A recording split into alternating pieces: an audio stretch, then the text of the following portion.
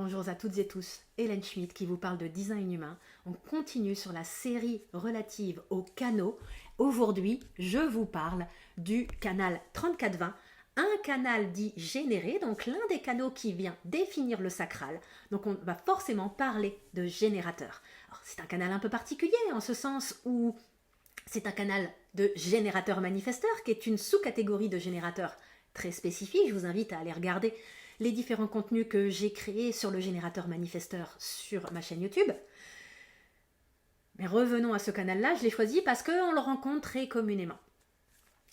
Le canal du charisme, il vient relier la porte 34, qui est une porte de pouvoir personnel immense, une très très grande puissance personnelle, qui est reliée à la gorge via la porte 20, la porte du moment présent. Le circuit auquel appartient le canal du charisme, c'est ce qu'on appelle le circuit d'intégration.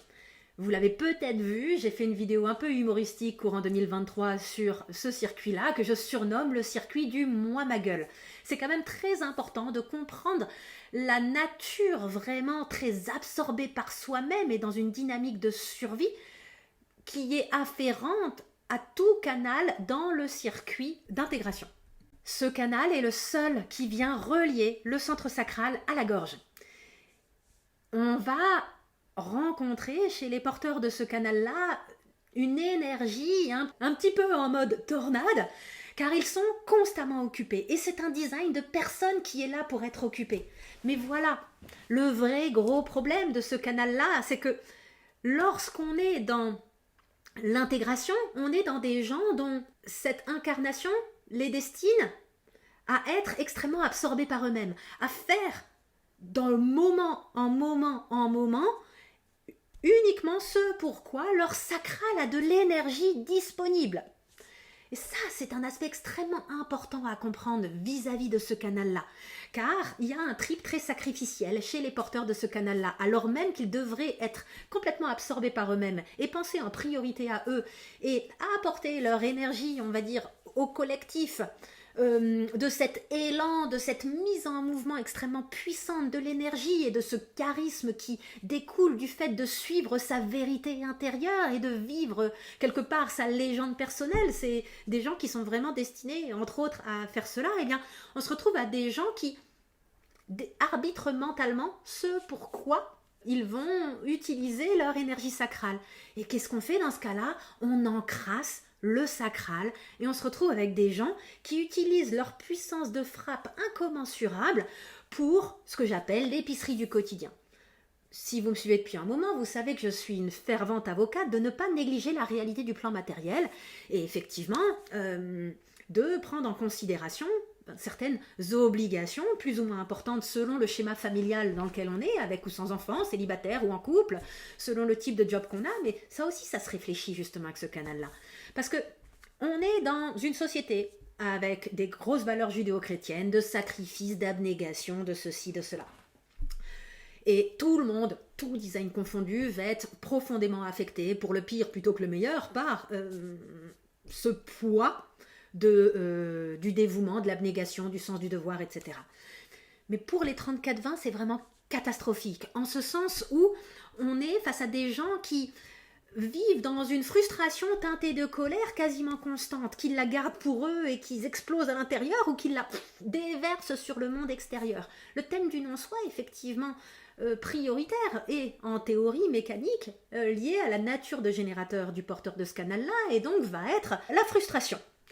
Mais voilà, on est sur un canal quand même qui relie un centre moteur directement à la gorge, donc les caractéristiques afférentes au non-soi du manifesteur, qui est la colère, je vous assure qu'on les retrouve. Mes deux parents sont 34-20, s'il y a bien une expérience que j'ai pu faire de leur non-soi, c'est plutôt la colère que la frustration, hein. Heureusement pas tout le temps, mais quand on a ce 34-20, eh bien c'est important, de mon point de vue, c'est débattu dans le monde design humain, mais quand même énormément de gens en sont du même avis que moi, eh bien on va avoir un thème du non-soi de frustration avec une colère vraiment présente et une signature de satisfaction avec une aspiration à la paix réelle. C'est des gens qui, au fond d'eux, veulent avoir la paix, veulent qu'on leur foute la paix et veulent être occupés à ce pourquoi ils ont envie d'être occupés. Mais ils se sont tellement forcés pendant tellement d'années que deux choses se passent. Ils sont déconnectés de leur sacral, donc il y a un vrai travail de rééducation du sacral à faire. Et ils ont un mental très présent, donc ils vont s'engager dans mille et une choses et être une véritable toupie, la fameuse tornade à laquelle je faisais référence, qui est épuisante pour leur entourage, surtout si c'est plutôt une toupie frustrée et en colère, là c'est destructeur au possible, hein, potentiellement. Et surtout, ils sont épuisants en fait, et puis ils vont jamais au fond des choses parce qu'ils se sont engagés mentalement dans des choses. Pour le 34-20, il y a une puissance incroyable, une capacité à être efficace, une capacité à voir les raccourcis, à vraiment aller à l'essentiel qui est exceptionnel et qui porte un grand pouvoir de mutation pour le collectif et pour la tribu. Enfin bref, ils sont là pour vraiment remplir ce rôle-là.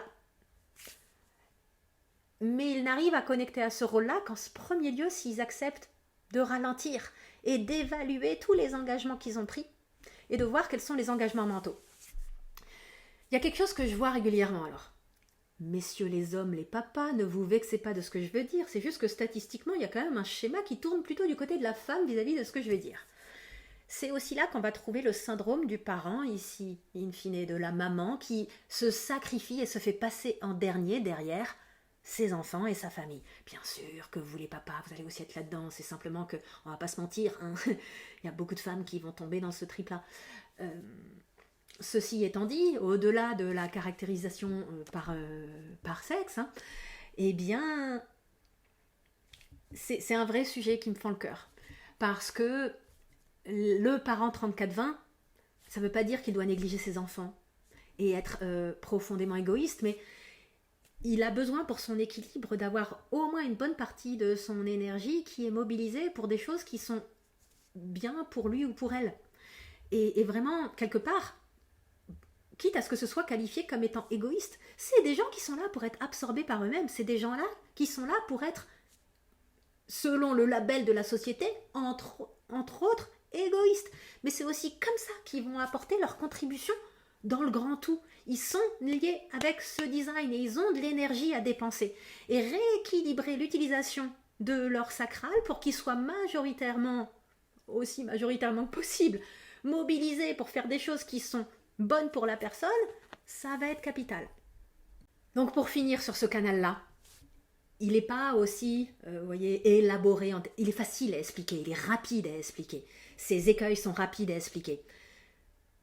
Le charisme vraiment se réveille lorsque la personne autorise son pouvoir personnel, sa puissance intérieure, ses intérêts à elle, d'être envisagé et d'avoir un exutoire et d'être occupé par cela. Là, on se retrouve dans une énergie, effectivement, ils sont toujours là pour être occupés. La voix qui sort de 34-20, c'est « je suis occupé, je suis occupé, je suis occupé ». Et être occupé aux bonnes choses peut vraiment changer la donne vis-à-vis de leur rapport au monde, de leur contribution au monde, et peut être quelque chose qui va surprendre très positivement les porteurs de ce canal-là qui ne s'y autorisaient pas jusqu'à présent. Donc voilà ce que je peux dire vis-à-vis du 34-20. J'espère que ça vous aura apporté un éclairage supplémentaire. Bien sûr qu'il y a plein de nuances à apporter vis-à-vis de ce canal-là. Le but, c'est pas non plus de vous faire 20 minutes d'exposé par canal. Chaque vidéo fait déjà à peu près une dizaine de minutes, ce qui est déjà beaucoup. Mais au moins, je vous ai dit les grandes lignes. Si vous voulez en savoir plus sur les services design humain que je propose, tous les éléments sont dans la description de cette vidéo. Courant 2025, je vais proposer une formation sur les canaux et les portes en design humain, un excellent complément si vous avez d'ores et déjà fait une formation design humain et que vous êtes resté sur votre faim vis-à-vis du sujet des canaux et des portes. Donc si vous appréciez ma manière de transmettre, si vous reconnaissez et invitez ma valeur ajoutée, je serai ravie de faire votre connaissance. N'hésitez pas à me contacter et à aller aussi explorer la nature des services que je propose. À bientôt!